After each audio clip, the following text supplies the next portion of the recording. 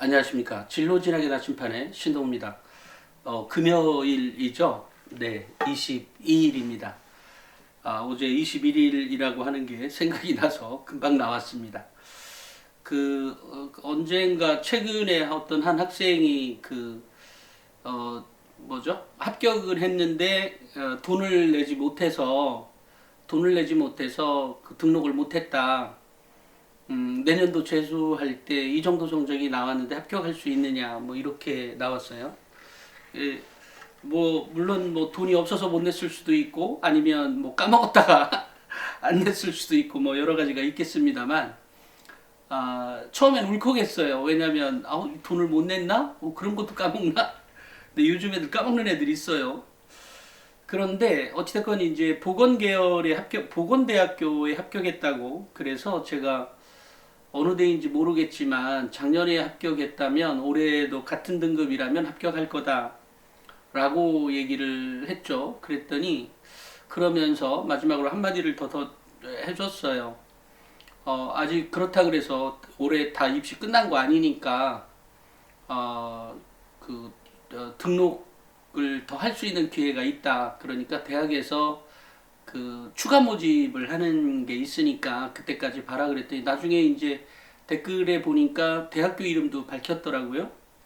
그래서 전문대학이었습니다. 그런데 뭐 전문대학이든 아니면 4년제이든 대학 갈 기회는 아직 남아 있습니다.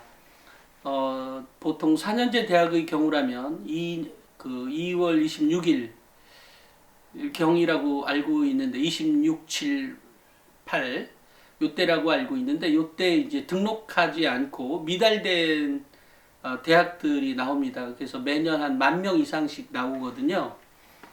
그렇기 때문에 그런 대학에 일단 그러니까 등록할 수도 있는 거죠. 그거 검색할 때 보면 뭐 대학도 검색이 가능하고 학과도 검색이 가능하니까, 뭐 굳이 대학을 가려고 한다면 언제든지 기회가 있다. 그러면 다 밑에 저쪽에 뭐 별로 이름도 잘 모르는 대학만 있는 것이냐, 꼭 그런 건 아니고, 뭐 서울의 유명 대학들도 얼마든지 있다라고 생각하시면 됩니다. 그러니까 물론 뭐 대부분은 입시가 끝났으니까 원서 안 넣었으면 좋겠지만, 누군가는 합격해놓고 또 대학 바꾼다고 가는 아이들도 있을까봐 참 문제가 있긴 합니다만, 어찌됐건 그런 기회가 남아는 있다. 그렇기 때문에 그 대학에 꼭 가야 될 사정이 있는 경우에는 해당 대학에 전화를 해서 확인을 해보고, 추가 모집이 있다면 언제 있는지, 또 작년에는 그 과가 나왔는지를 물어볼 수도 있고, 아니면 4년제 대학이라면 한국대학교육협의회, 또는 전국 전문대라면 한국전문대교육협의회가 있습니다. 그러니까 그쪽에 가면 작년에 한 2월 말경에 이렇게 공고를 내놓은 게 있을 겁니다. 그래서 그 공고를 보고 예상할 수가 있죠. 하지만 작년에 미달이 된 대학은 올해도 미달될 가능성이 많죠. 대신 이제 서울의 유명대는 꼭 그렇지는 않고요. 조금 이렇게 뭐 돌려가면서 되겠죠. 어쨌든 그런 기회가 있다라는 거, 굳이 꼭 재수를, 그 학생은 근데 이제 꼭 학과를 가야만 하는 학생이었어요. 보건 계열이어서. 그래서 뭐 그런 기회가 어쨌든 남원은 있다. 그러니까 무작정 다 포기하고 재수할 생각을 먼저 안 해도 된다라는 거. 또 전문대라면 훨씬 더 기회가 넓겠죠. 기회 많습니다. 몇 명씩 덜 모집돼서 있는 경우 정말 많으니까요. 그렇게까지 걱정 안 해도 됩니다. 대학을 굳이 가려면 그렇다는 얘기 꼭 해주고 싶었습니다. 그 다음에 또 하나, 오늘은 이슈를 두 가지를 얘기할 건데, 하나는 지금처럼 아직까지 대학에 갈 기회가 있나요에 대한 질문이었고, 또 하나는 자녀와의 관계에서, 자녀가 사실 대학도 잘 가게 하고 싶고, 또는 이제 또 나 역시도 영 끊고 살려면 좀 답답하니까 그래도 좀 더 알고 싶고 뭐 이러지 않습니까? 이럴 때 자녀하고의 관계에서 가장 중요한 건 일단 두 가지가 먼저 확인이 되어야 됩니다. 첫째는 목표가 뚜렷하게 있느냐.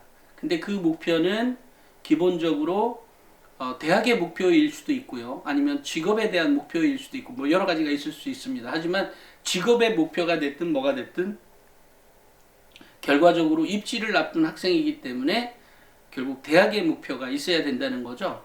근데 그게 막연하게 예를 들어 한 5, 6등급 하면서 5, 6등급 하면서 뭐 나 서울대 아니면 안 가 뭐 이러면 재수해야 되죠. 그러면 산에 가서 재수 공부하면 되는 겁니다. 하지만 이제 그렇지 않다면 결국은 이제 학교 생활을 잘 해야 되는 거죠. 학교 생활을 잘 한다는 의미는 어찌됐건 이제 진학의 목표가 뚜렷하게 있어야 된다라는 거. 또 이제 그게 첫 번째 확인 사항이고, 두 번째로는 노력할 자세가 되어 있고 실제로도 노력을 하고 있는가에 대한 겁니다. 그러니까 실제 노력을 하고 있다. 그런데 그것은 두 가지 측면이죠. 하나는 성적, 내신 성적을 올리기 위한 또는 수능 성적을 올리기 위한 노력이 있는 것이고, 또 하나는 학교 활동에 대한 거죠. 그런데 그런 학교 활동을 냉정히 생각해 보면 결국은 점수하고도 연결이 되는 거인데요. 그 수행 평가에 대한 내용과 또 이제 창체 활동에 대한 얘기죠. 그런 거에 대한 뚜렷한 목표가 있느냐에 대한 얘기입니다. 그러니까 이 두 가지가 있다고 하면 사실은 엄마가 걱정할 필요는 없죠. 왜냐면 아이가 자세도 되어 있고 실제로도 그렇게 노력을 해가고 있는 거니까요. 다만 어떤 이제 방향에 대한 얘기를 할 수는 있겠습니다. 방향이나 또는 너가 현재 겪고 있는 어려움 내지는 조금 더 도약하고 싶은데 잘 안 되는 부분, 결국은 뭐 학생이 스스로 극복해내야만 하긴 합니다. 근데 어느 경우든 어쨌든 부모님의 도움을, 우리 학생들이 이 방송을 보고 있다면 부모님에게 요청해야 될 부분은 요청하는 게 좋다라는 생각을 합니다. 제가 또 하나 이제 그 자녀와 이제 그 엄마, 그러니까 학부모와 자녀 간의 관계에 있어서 제가 이제 최근에 본 어떤 한 영상에 보니까 이런 영상이 있었습니다. 그러니까 지금 학부모 세대의 경우에는 어떤 사건 사물을 볼 때 맥락적으로 이해하게 되는데, 지금 현재의 학생들, 그러니까 90년대 이후의 학생들은 어떤 것을 맥락적으로 이해하기보다는 다 개별 사안으로 이제 보기 때문에 결국은 그거에 대한 차이가 결국은 부모와 학생의 관계를 잘 이렇게 엮어주지가 않는다는 거죠. 자꾸 갈등 관계가 생긴다는 겁니다. 그러니까 즉 무슨 얘기냐면 학생은 맥락적으로 이해할 수 있도록 자기 생각을 조금씩 좀 더, 왜냐하면 그게 이 학부모의 마음을 이해할 수 있는 거니까요. 학부모의 경우에는 학생을 좀 개별화된, 뭐 아이 자체가 뭐 맥락적으로 이해하는 학생이라면 전혀 문제가 없지만 어쨌든 지금 부모 세대는 내가 생각을 아무리 바꾸려고 해도 맥락적으로 이해할 수밖에 없는 거죠. 사실 학생부 종합전형은 선발 방법은 맥락적인 이해라고 얘기합니다. 그러니까 맥락에 맞느냐 안 맞느냐를 이해하게 되는 거죠. 그러니까 결국은 학생들은 자신의 어떤 고정관념, 그러니까 이미 자신이 현재 습관이나 어떤 학습의 습관이나 어떤 뭐 여러 가지 것들로 인해서 만들어진 그런 개별 사항에 대한 이해뿐만이 아니라 맥락적인 이해를 맥락을 이해해야 학생부 종합전형으로 합격하기도 더 쉽다는 얘기죠. 이제 그러니까 결국은 뭐 제가 2인 삼각경기라고 얘기를 하는 것들처럼 자꾸 협조하고 협의하고 내가 도움 받을 게 있으면 잘 모르겠으면 그것이 어떻게 이해가 되는지 어른들 세계를 이해를 해야 돼요. 왜냐하면 가르치는 사람, 쓰는 사람, 학생부에 기록을 해주는 사람도 어른이에요. 그죠? 그리고 역시 마찬가지, 그 학부모들도 마찬가지죠. 그러니까 결국 학생도 맥락을 이해해야 대입 준비가 잘 되는 거죠. 그죠? 또 학부모들도 자신의 그 여태까지 가져왔던 여러 가지 습관들이, 몸에 부착되어 있는 습관들을 그런 고정관념을 깨서 쟤는 왜 이렇게 뭘가 몰라 뭐 이렇게 하잖아요. 무슨 그건 미투예요. 저도 같아요. 그러니까 그 매우 구체적으로 얘기해 주지면 잘 모르죠. 저도 여기에 이제 그 직원들 있으니까 더 젊은 친구들일수록 도대체 이해를 못 하겠어요. 저 24~5살, 6, 7까지는 친구들, 일하는 친구들 보면 내 말 뜻을 잘 이해를 못하는 것 같기도 하고, 뭐 그런 경우가 있는데, 바로 이제 이런 것들에 대한 그 생각의 차이가 존재하기 때문에 나오는 현상이거든요. 그런 거니까, 그래서 이제 가능한 한 조금 나이 먹은 친구들을 원하죠. 저는. 마찬가지로, 근데 이제 자녀는 바꿀 수가 없는 거잖아요. 그러니까, 맥락에 대한, 이 맥락을 이해할 수 있도록 얘기도 해주고, 또 그 학생이 자녀가 생각하고 있는 개별 사항에 대해서 매우 구체적으로 알려주지 않으면, 그러니까 어른들 말하듯이 이거 이렇게 해 그러면 그 친구가 그래 알았어 하고 하는 거가 아니라 매우 구체적으로 조목조목 알려줘야만 이 아이가 이해한다는 사실입니다. 그러니까 그런 관점의 차이가 분명히 존재한다는 거 생각하시고 자녀들하고 잘 관계를 만들어 나갔으면 좋겠고, 이 방송을 자녀가들이 보고 있다면 기본적으로 주어져 있는 이미 몸속에 부착되어져 있는 기본적인 관념이나 태도나 자세나 습관이 완전히 다른 사람이 존재하고 있는 거다.